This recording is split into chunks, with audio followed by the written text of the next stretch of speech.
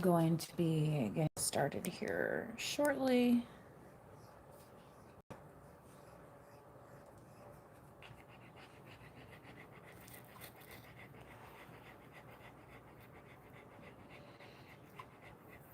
Today we got Martha Stewart on in the background again, so if I get distracted during this reading, that's why. Anyway, I'm going to start with the Lover's Oracle, okay? See what we get here. My drink over here. Anyway, she's getting ready to steam some artichokes. So she's prepped the artichokes. She's put them in her steam basket, right, in her stock pot. She just squirted some fresh squeezed lemon over the top, as well as adding some lemon halves. You know, now, this is interesting. I did not know this, that if you leave the lemons in for too long, it can cause your dish to go bitter. So, because I know people will stuff lemons in chicken sometimes and things of that nature. You know, and obviously, just depending on the size of your chicken and how you're cooking it, I mean, it could take a little while. So, you know, I don't know if it varies by method or application. But and it's not just, it's just that Martha's doing these artichokes reminded me of it because I've seen some other shows that they've been talking about this. You know, the you know, when you add the lemon. Anyway, you are too nice. I don't deserve your kindness. The Lover's Oracle, this person is saying. Okay. Okay.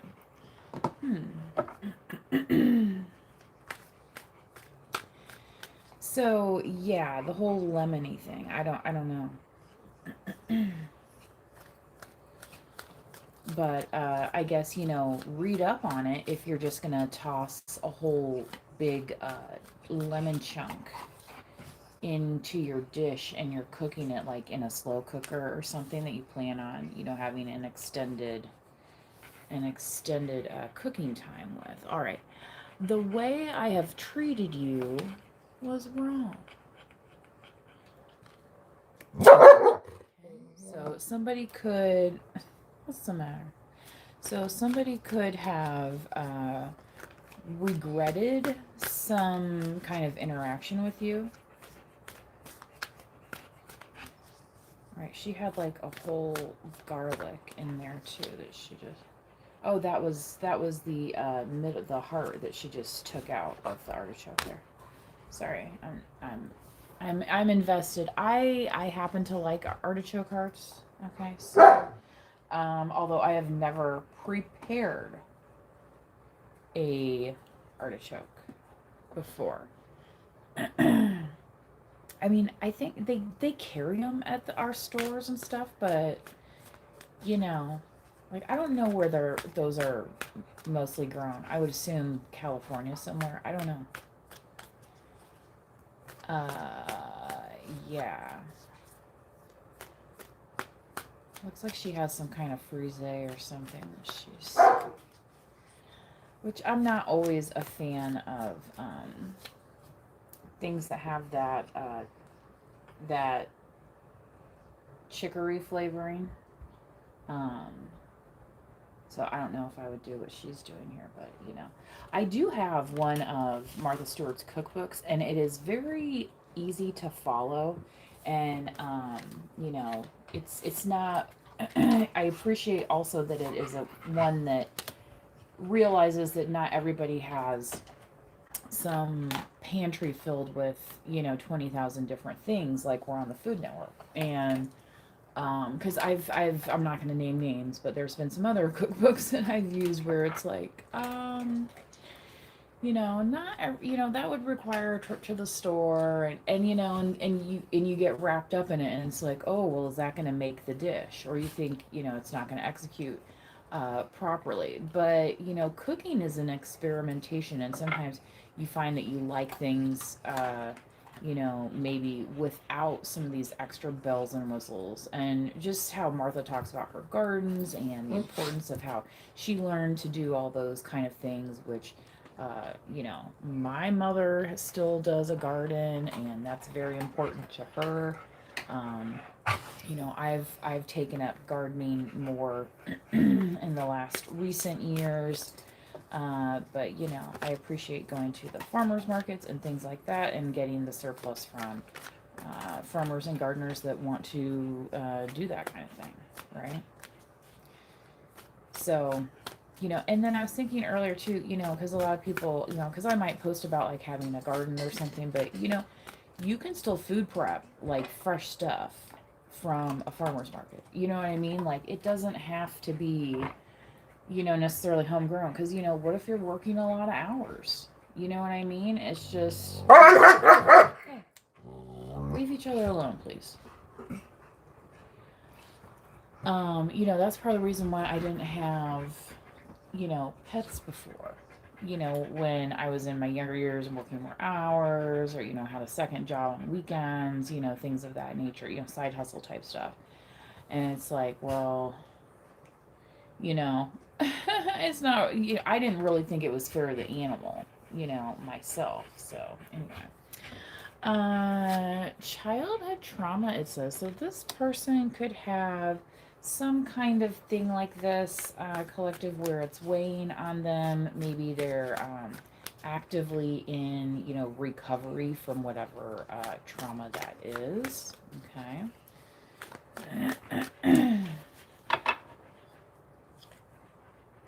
I can't stop thinking about you.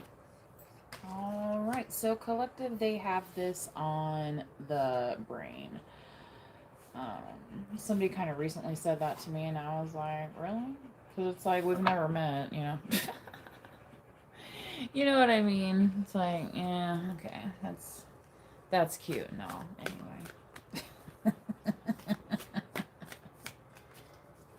Man, that is a huge pan she has. My God. And as she literally said, in a big, heavy skillet. My God.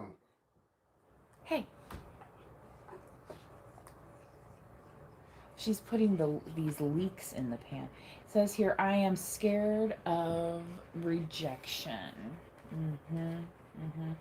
So, collective, I feel like this person hasn't exactly visualized a success story between them, you, and the conversation that they would like to occur, or the actions that they would like to see play out. Okay. They're worried they don't understand you. Yeah. Oh, this one, I think I skipped over this one. They said, I don't want to be alone. Okay. So, although they may have treated you incorrectly in the past, it's not because they wanted to be away from you permanently. You know what I mean? Like, they realized it could have created a temporary separation, but, when it turned into more of a permanent separation, they were like, oh. And now that's where they're realizing, like, oh, maybe it's this childhood trauma. And you're on their brain, okay? But it's like now they're kind of, tongue tied, right? That's the name of the song, right? The heat between us is intense. Okay, so I feel like they are a little bit stressed. Okay. One of my former colleagues that I worked with in the corporate world used to say, stressed to the max. When it was just kind of like, how's it going? And it was just like, then we knew that was just code for, obvious, it was stating the obvious, but also code for, I don't really want to talk about it right now. You know what I mean? Like, those are just details that, ugh, and then there's kind of the opposite, where me and one of my other work colleagues that sometimes we would get together outside of we didn't actually work in the same like area or whatever, but we worked at the same company, and sometimes we would get together outside of work, and we were able to talk the lingo. The ABCs of where we worked at were, understood in our language, right? Whereas somebody else, you might be talking to them and it's like you're talking to them about fax machines or something, and they're like, what? You know what I mean? Like, and it's not that person, it's like, but have they gone through the onboarding process? No. Okay, but you have, collective, all right? So this person also saying that their life is a mess right now. So I think they're like recognizing what's happened is they're recognizing that they have a problem. Okay, and they're trying to address that in the best way possible. But it's to realize that they may not be in the place of um, being the active participant that they would like. Okay. All right. Martha has those leeks out of the pan already, by the way. She didn't cook them very long. They look nicely, brown. And leeks look a lot like, onions to me. You know, you know, which, I mean, onion leeks are like a fancy onion, right? Anyway, Two of Pentacles. I'll have to do some research on that. That'll be my homework. Artist on the bottom of the deck. So you might be getting pulled in some creative directions currently, collective. And with the Two of Pentacles, you might feel like you're being forced to decide. Okay, and maybe you are, because guess what? Time is a precious commodity. Yes, right? It's like, how many hours a day are we doing this? How many, like, what's our schedule like, right? They're talking about the daylight savings time. Crab here, the Chariot card. Okay, so, there's sky time, and then there's time on planet Earth. Well, how's that going to work out? We'll see. Two of Cups on the bottom of the deck. Okay, so that's the thing, collective. It's like, if it's not lining up from what you're seeing to what's happening, why worry about putting some label on it that doesn't fit the situation? The same as, like, this might not be your reading right now. Don't sweat it. If it's not, hey man, good for you. I was reading. Oh, by the way, I looked up One Life to Live has been off the air since about 2012 or 2013. This shows how up I am on everything television. Anyway, which I watched a lot of television growing up. I don't think that's a symptom of me personally. Anyway, because I I watched some of those other soaps too that was on ABC, including Ryan's Hope, which was like one of the early ones, and I felt so grown up. You know what I mean? Seeing a soap opera before noon, it was but my mother would be ironing or in the kitchen doing stuff, and that was before I was in school. So anyway. The Hierophant on the bottom of the deck, World card. So, with this, I don't want to be alone. I feel like, collective, this person thinks you are perhaps maybe a part of an unfinished chapter. Okay. And just how this World card itself is, it's like the figure is in between these two pages that are almost, opening up like a book. So I'm just saying, yeah.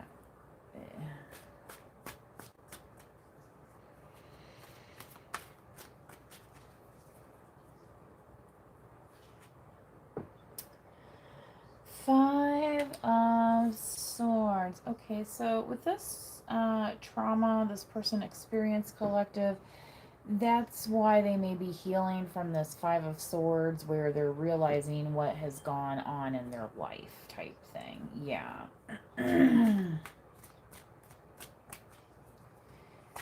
And it was, it's kind of one of those things where they're taking stock and they're sitting there and it's just like, oh, wow, I didn't, like, okay. And they're not wanting to relive the moment or anything, but, because I think that's why some people like avoid, trying, going to therapy and things like that, because it's like they don't necessarily want to talk about the actual event. It was like, there was like a good episode of this on Law and Order SVU recently, starring Mariska Hargitay, that is still on there. Very famously the daughter of the Hollywood actress. Her mother's name is escaping me at the moment. Anyway, but her mother had a very high IQ. Anyway, um, but the point being that it's like, yeah, you can educate yourself and you can have, your high IQ, right? But you know the difference between right and wrong, right? And you're sitting here now, say grown and saying, "Wow, yeah, that wasn't cool, was it?" But you're also on the side of it that says, "Yeah, I am an adult and I would never let something like that happen to somebody, within my power, right?" So, you know, um and sometimes what we don't know is also kind of protecting us, because yeah, you're finding out, some, with this Five of Swords, like, not great stuff. Right? But at the same time, if you knew all this back then, would you be here now? You know what I mean? Like, sometimes, just enough information, you get that kind of need to know basis, right? And I think that's kind of the part of the understanding of divine timing as well. Okay.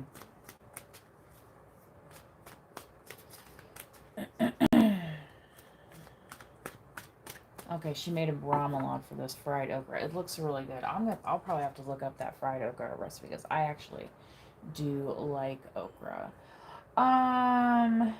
And one of my relatives makes a very delicious pickled okra. It is so, so good.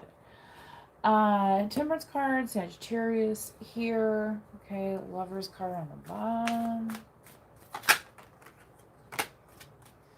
So, fire energy with Sagittarius, and this person saying, I can't stop thinking about you. Okay, so obviously there's some kind of attraction going on. Okay. So, and that's it. It's like, yeah, okay, that's why you go to the therapy session and then you close it down, right? And then you move on to the next thing. So some people might call that compartmentalizing. You know what I mean? You can overanalyze everything, but the fact is, collective, you still have other things to do, right? Besides relive things that happen in the past, right? But that doesn't mean you're trying to repeat the cycle, and that's why you're perhaps giving attention to it, or this person is now. Okay. So, possibly have some patience with this person just because they're going through some of that. All right. And I don't know if they're going to disclose that to you or not. They might be seeing somebody about it. I don't know. But obviously it's part of the message. So.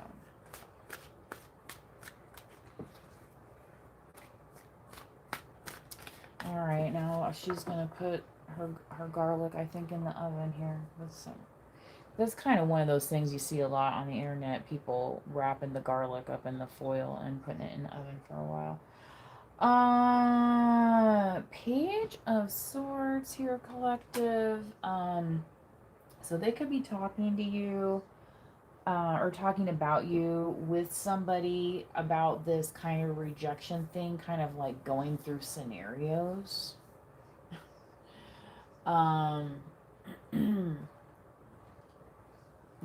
And definitely probably trying to, like social media spy or something of that nature. If they are actually afraid of being rejected in this kind of conversation. Okay. Seven of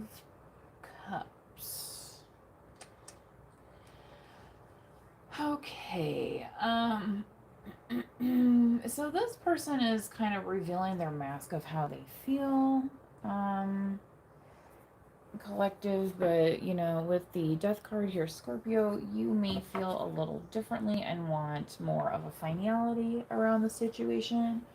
Um, at minimum boundaries, right? Where you're going to be like, well, that's great and all, but this is what I'm doing, and I don't have time for people to treat me like X, Y, and Z. So good luck on your next endeavor type thing. Um, you know, so there's the practical side of it, right? Um, but the Seven of Cups doesn't always have to be daunting. It's just as a reminder that you have options, and maybe part of the option is, and unfortunately, in this picture, there's a reptile, and with the mask, and it's like maybe they're revealing themselves to be a snake, and you're like, well, you could be like, that's not for me, you know. Um, right? Whereas they, instead of them giving you the illusion of choice, you actually have a choice.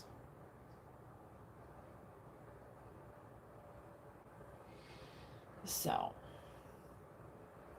anyway, I think that is all I have for this reading. Again, we have Scorpio, Sagittarius, the World card, and the Crab with the Chariot. Okay. So I hope you enjoyed this late night reading. And okay, well, hopefully you have better dreams there in the chat coming up. Yeah. Sometimes it's good to keep a dream journal, right? And then there's several books on the topic. I have some myself. Um, but you can always go to your local library as well.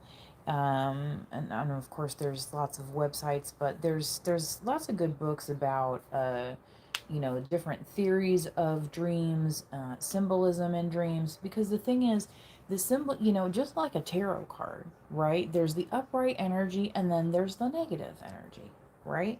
So like, just as I was reading about wasps the other day, there was some kind of wasp that was identified as a pollinator, and it's like, oh, even the wasp. You know what I mean? And it's that kind of thing. Where it's like, ugh, I really wanted to get on the bandwagon of hating the wasp, right? But okay, it has its place, right? In nature, and if nothing else, to annoy us, right? Enough to want to do something, right? Um, so collective, with this first one being the Two of Pentacles, you don't have to look at it as lack. You don't have to look at it necessarily as even having to make a choice. But if you are presented with options, right, you could think through what might those things be, right?